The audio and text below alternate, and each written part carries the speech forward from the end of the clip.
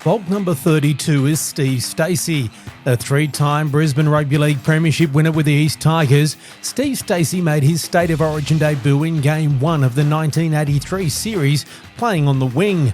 Queensland won the match 24-12, the first time Steve was in a winning team in a game against New South Wales.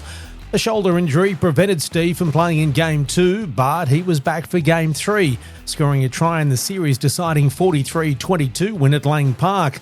Born in Brisbane, Steve played his junior football with East Carina and was one of Australia's fastest sprinters. Well, Steve Stacey, thanks for joining us. What does it mean to you to be a FOG? It means a lot. My whole life in sport was characterised by playing against New South Wales, but both in rugby league, competing against them in athletics. And I played for Queensland 3 times before Origin ever happened for 3 losses. One of them marking Johnny Rebo in a blue jumper. So it was a huge honour to get picked to play in the Origin in '83, and that's the first time in my life I got to beat New South Wales. So it was unbelievable, unreal. It's difficult to explain. I played 2 games in '83, both at Suncorp, and you know the atmosphere, and it's just incredible. We'll get to that, and we'll talk about the difference between representing Queensland and representing Queensland at Origin level and the local competition a little bit later. But there's a journey to get to that destination. Take us back to Steve Stacey, the young boy growing up in Brisbane. Tell us about the early years. Well, I mean, it was great. I mean, I was an East junior. We won the Premiership in under 17 against the Police Academy. And we lost it in under-18s to Brothers. Had a great side with Luciano Nobile, rest his soul, and the great Dennis Cook. So it was good times in the football world. I won the national championships in sprinting, in athletics. So it was great for me. I was having a pretty good time. And then, of course, at 18, the great Bernie Lowther broke his ankle at Suncorp, Lang Park at the time, and I was on the bench, come straight out of under-18s, and Bernie, unfortunately, was gone. And that was 9 games into the season, and East hadn't won a game. And they were calling East's Des Morris and the Easy Beats. And I came in that day at Lang Park. And as I say, the rest is history. Never left. And we came from last to win the Premiership in 1977. So, and of course, I always maintain it's because they put me in the side. That was the day it started. There's plenty to argue about that. But we went on and won the Premiership in 1977 here in Brisbane, and it's so far adrift from where we are now. I mean, if you walked up to someone at Stones Corner in 1977 and said who won between Parramatta and South Sydney, they'd look at you like you were from Mars and just say, "Who cares, mate?" Right, the Panthers are playing the Battle of the Big Cats at Lang Park tomorrow, right? So it was just so different. And the Brisbane competition was the whole thing. And I guess controversially, I've always thought that in the late 70s, early 80s, the best 30 or 40 football players playing the game were playing here in Brisbane. Hard to argue when you look at, the early Origin with those Queensland sides. A lot of the players, led by Wally Lewis, were still playing in the Brisbane comp, but we'll get to that in a moment because I want to go back even earlier than that. You didn't start playing till you're about 10 years of age. Yeah. Why was that? That's a good question. I'm not sure. Okay. What am I? I'm an idiot. My mother. Mum wouldn't let you? No, never wanted to let me. And why'd that change? It didn't. Why'd you sneak off? No, yeah. No, my father had to take control, and if he wants to play, well, he can play. Right. My mother, who never missed a game of football my whole life, and was in a lather of sweat and sick for most of it. So that was why she didn't encourage me or help me to play rugby league until my father took a hand and said, "Look, let him go and let him play." So you were involved in athletics as well, yes. And as you touched on earlier, very good at athletics. Was there ever a time where athletics might have been 100% and rugby league was going to drift away? What happened in that area? A lot of things. I guess my coach, I thought that I might be a chance of doing something at the 1982 Commonwealth Games. But my coach, who was a great athletics coach, said to me very, very seriously one day, he said, "I think you're right, Steve." He said, "I think you can really do something special." He said, "I reckon you could grab yourself a bronze medal in that race." That was the end of it.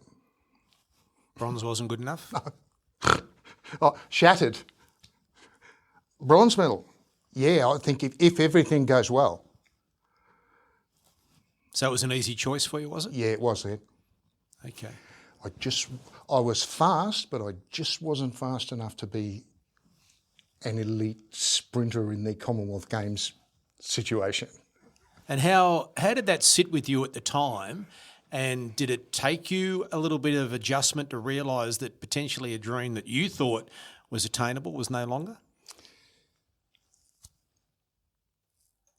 Yeah, I guess so. But I mean, the good thing about it was I loved rugby league. I loved rugby league much more than athletics. So why did it mean so much to you to potentially compete at? Well, because you think you can make a big statement and get a big result. And of course, when you're winning all your Australian races and you're the best in this country, well, naturally you think, well, you know, I can go on here and do something special. Maybe not. Yeah. and you got to. I mean, that's a bit of a shattering realisation when you've got gold medals everywhere and you're the fastest. I'd run the fastest 100 metres in Australia by any Australian that year, 10.3 seconds on the. And really, that's not going to get you into a semi-final at Olympics or even Commonwealth Games sometimes. So lucky the sport I liked most, rugby league, was always there. When I realised I'm probably not a medalist in any games, I might be able to do something with football. And as you mentioned before, into a competition which is strong, and the days of sold-out grounds at Langlands Park, at Davies Park, at you name it, Basher Park. Take us back to that era and week in and week out of playing in the Brisbane Rugby League competition. As you say, I never knew any different. How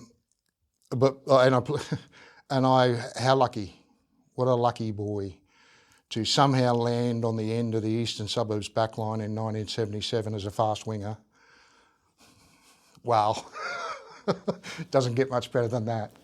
And we played to packed houses all the time. I mean, we were a top side. We won the Premiership 3 times while I played in the Brisbane competition. But sold out Suncorp, sold out Langlands. I played at Langlands Park when there's 20,000 people there. They're sitting up the Villanova Hill, outside the ground, right?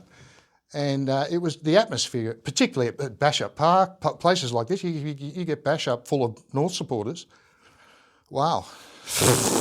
There's a day out for you, right? And when you're a winger, you know, you're this far from the crowd. As I said to Des one day when he was complaining about the middle of the ruck, I said, "You must stand out in the wing there, mate." Suncorp, when it used to be the outer, and they had the big beer garden there. Ducking cans most of the day. So 1980 was the start of Origin, and before that, you mentioned earlier, you know, playing against New South Wales sides with Queenslanders in it and never being able to beat New South Wales, and seeing, as a player who loved the Brisbane Rugby League competition so much, what would go through your mind when those players that you were marking one year were heading off to Sydney the next?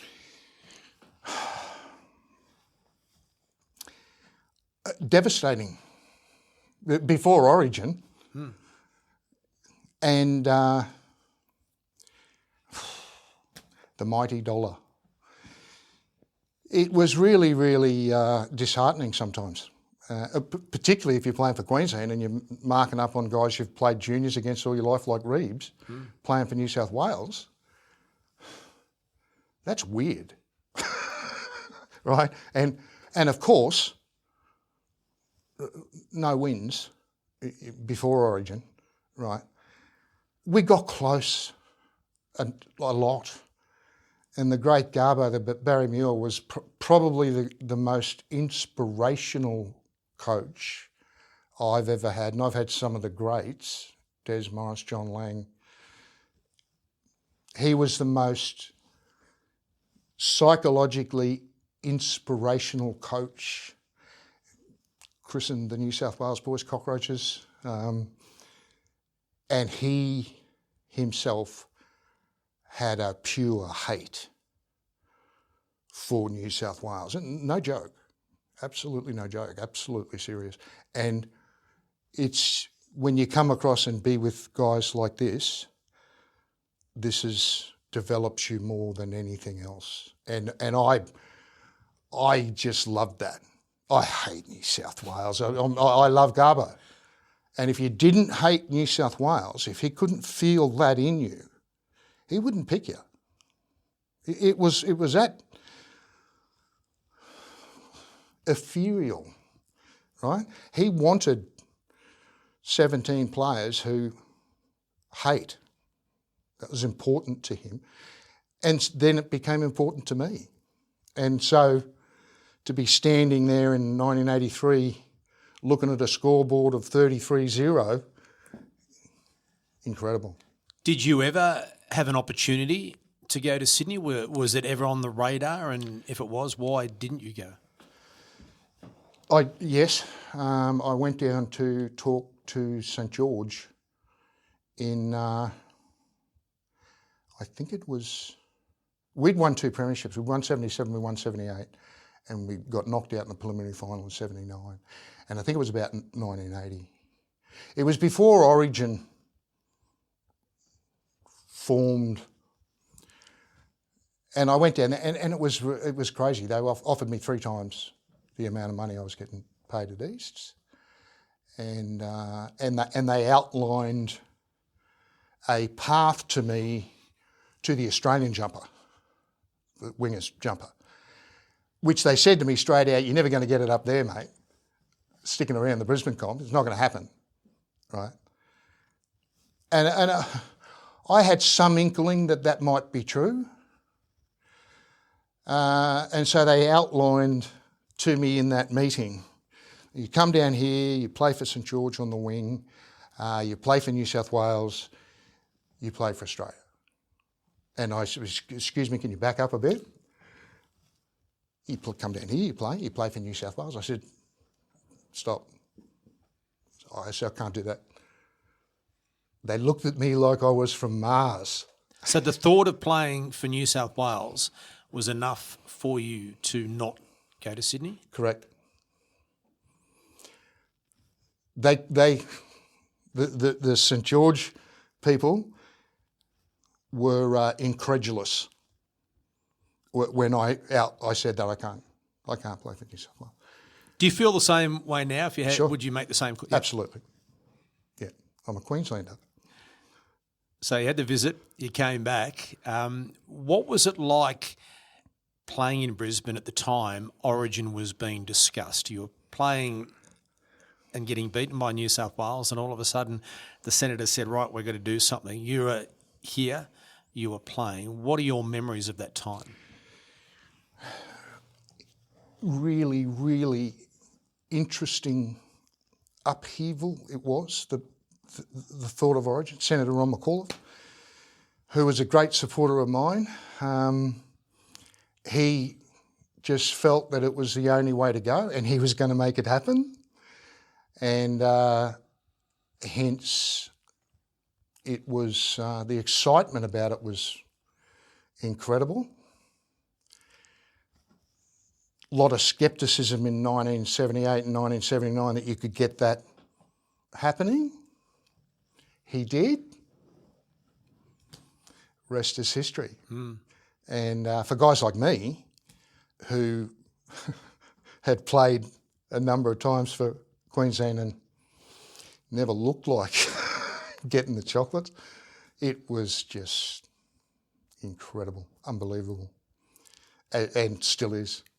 Did it change the BRL competition, you think, as well? Because in those days, as we alluded to earlier, still a lot of the Queensland side was picked out of the Brisbane. I mean, Wally was here. Mel Meninga was playing with South. We had Chris Close was still. All these players you met. Colin Scott was playing for Wynnum, etc. There was still the majority of players were playing in the BRL. Yes.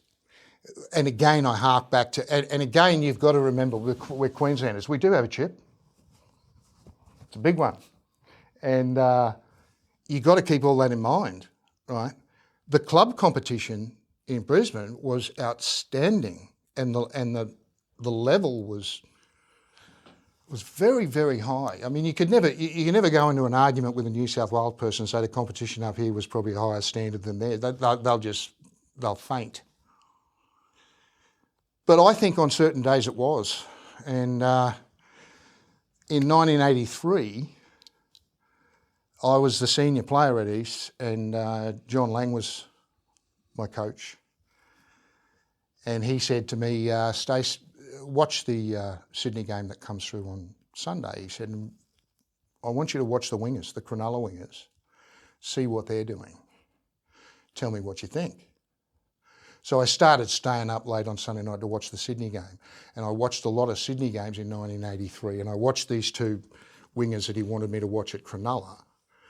But by the virtue I was watching a lot of that football, I remember coming back to talk to him about it one day, and I remember saying, that's not so hot. And he said, no, it's not. And this is John Lang, right? And I said, well, why does it get what it, he said, mate, they've got a good PR, mate, they're the Kings, that's the way it is. It's New South Wales Rugby League. He said, but yeah, there's not much better going on down there than up here, mate. And Langy thought that. So, I mean, that was a great confidence boost for me. And you realise that there's a lot of hype in rugby league, everywhere, not just in New South Wales or Brisbane or whatever. And by virtue of the fact that I was watching a lot of their games in 1983, I could see the standard of the game. And it was pretty obvious. I said, there's not much more going on down there than up here. And Langy agreed. So you're watching Game 1 in 1980, you're watching the one-off in 81, the series in 82. When, no doubt, you wanted to play, when did you think you were a chance of playing in this Origin arena? Oh, look, to be honest, I didn't know if that could ever happen. The standard of wingers in Brisbane at the time, Brad Backer, Joey Kilroy, Johnny Weir, Brian Gardner, just a plethora of incredible, not just good wingers, very, very good wingers. So to jag, I never... And that's just Brisbane? That's just Brisbane, yes. And I never got a Brisbane jumper in my whole career, ever. a lot of Queensland jumpers and no Brisbane jumpers. I couldn't get a Brisbane jumper. I'm not sure why that is. You'd have to ask Bob McCarthy. But interesting. But you know, and of course, we had the great Gino, the great Mal, and the great Choppy, 3 centres, and they always wanted to play all 3 of them. So guess what? One would go on the wing. And if you're a winger, well, just tough bickies, mate. we've got a big fat centre playing out. And then you throw in Kerry Bowstead, Mitch Brennan, John Rebo, as you mentioned, just to name a few. Absolutely. So the depth in the wing position, even in Brisbane, was just outstanding. So therefore, does that make it even more special that you were able to play 2 games? Yes. Yeah, yes.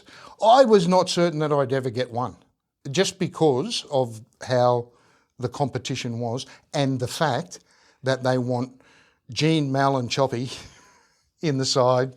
And I get that. I understand that. That makes perfect sense, right? So that cut down your chances even a little bit more.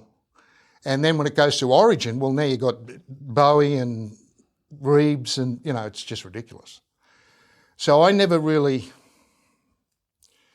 expected to get an Origin jumper. And how did you find out you were being in? Because 1983 is different to 2025 when we're filming this now. It's an industry, Origin now. It was in its infancy then. Take us back to 1983 and being told, how were you told that you were playing in Origin 1? I got a phone call at home from Senator Ron, who I had a fairly close relationship with. And he said, Stevie, my boy, he said, about time. He said, you're in the Origin side. And I said, wow, that's great. And he said, are you ready for it, son? And I said, well, bad luck if I'm not. He said, no, you're ready for it. Gave me a really good talk on the phone. And I found out later he'd had a hand in it in selections. And his thoughts were, we want the biggest, strongest team we can put on the park. No other criteria. Big, strong. And you're in. I'm in. So take us back to that week. What was camp? Obviously a little bit different to now, and the game itself. What are your memories? Just the best memories ever. We bonding had a formula then, and we stuck to it. And I guess 2 nights out of the 5, we were having a serious drink at a number of different spots. And that was instrumental and a huge part of putting the Origin side together. We all played against a couple of Sydney guys that drift in, and then you've got all the guys who are playing against each other in the Brisbane competition, and we have to come together. And back in the 70s and 80s, it was a pretty violent, scary competition. Much more aggressive, physical than it is today. Some games there wouldn't have been a camera to... Exactly. Be very careful. So, you know, that was all part of it. And, you know, to get into the Queensland side at that stage, it was absolute bonus. Memories of the game? I couldn't believe how I remember this after 15, I couldn't believe how quick, how fast. 50% faster again than a Brisbane club game or a final.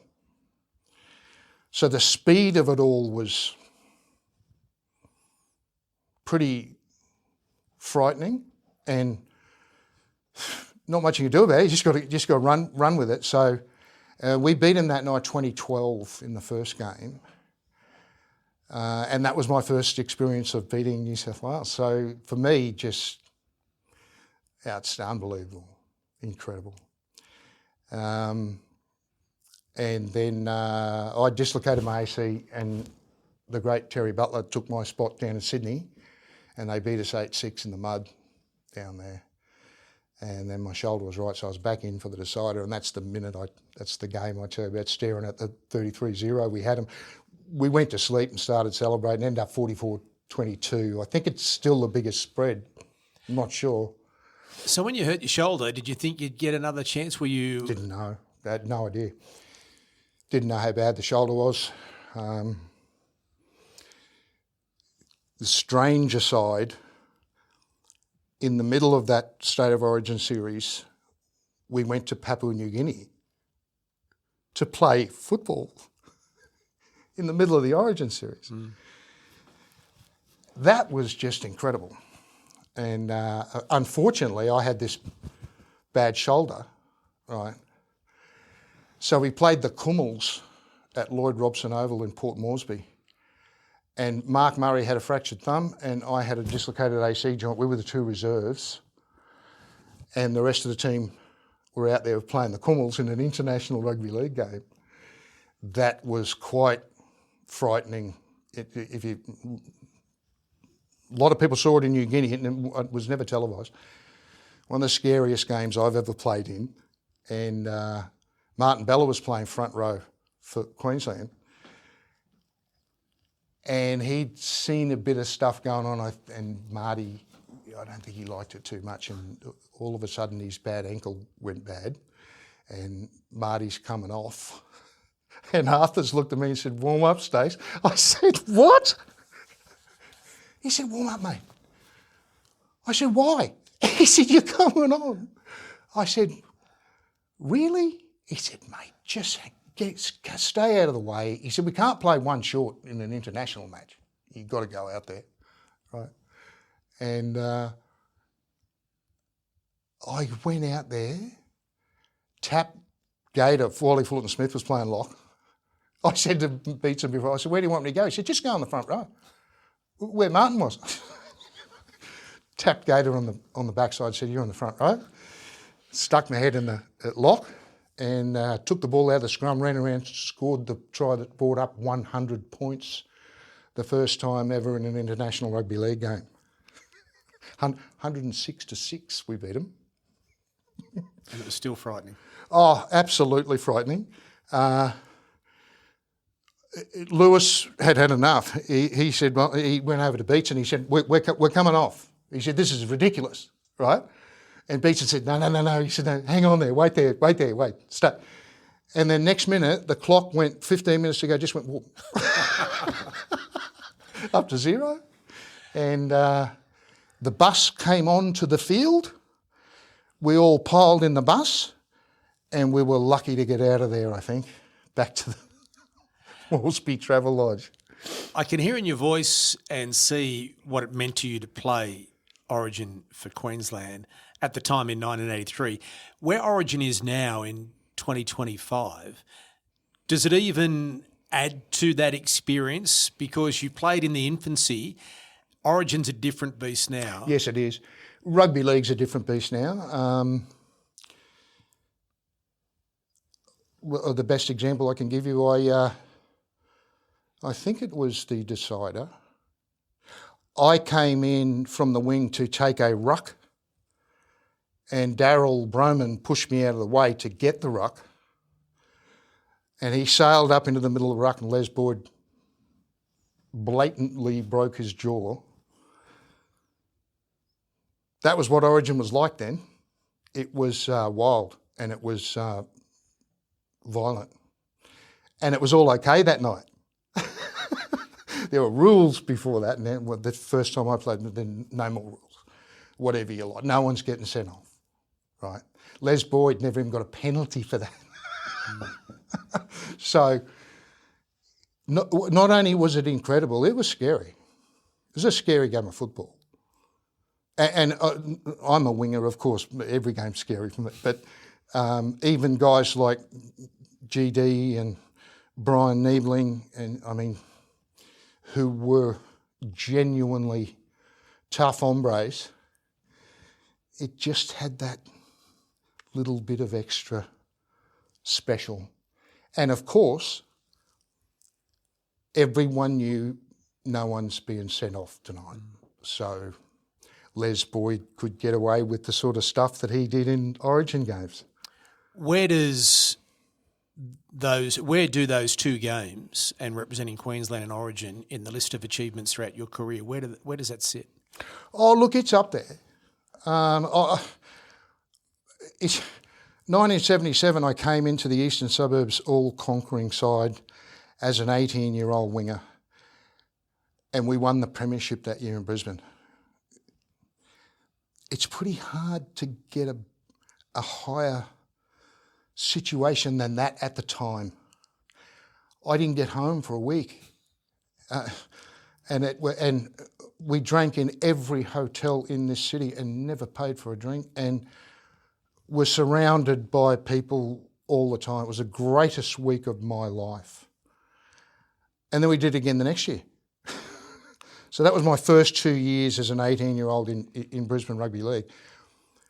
So while the Origin was sensational, I still think my first ever premiership in 1977 as an 18-year-old was the highlight of my... It doesn't get much better than that, and that's your first year in senior football.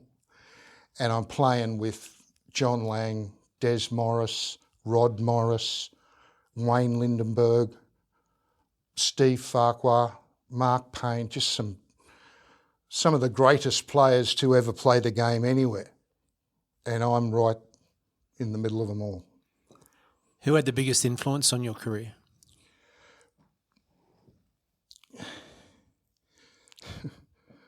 That's a really... probably the great Des Morris, who was my coach from day one in senior football. Captain coach, played as well. Just a mountain of a man with a huge aura, who really knew his football, possibly the best blindside back rower to ever play, and he had a huge influence on me. He knew nothing about wing play or back play, but he knew a whole lot of stuff about how to win football games, and he was as Tigers as you could get, and still is. I saw him on Friday, and probably the great DJ. He should have had the most influence. He was my captain coach in the first 3 years of my career, and if Des said something, you listened. How do you look back on your career now, Steve?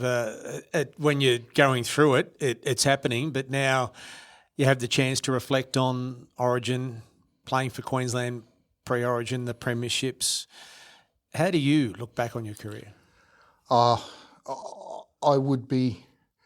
I'd be some sort of weirdo if I didn't think it was pretty damn good.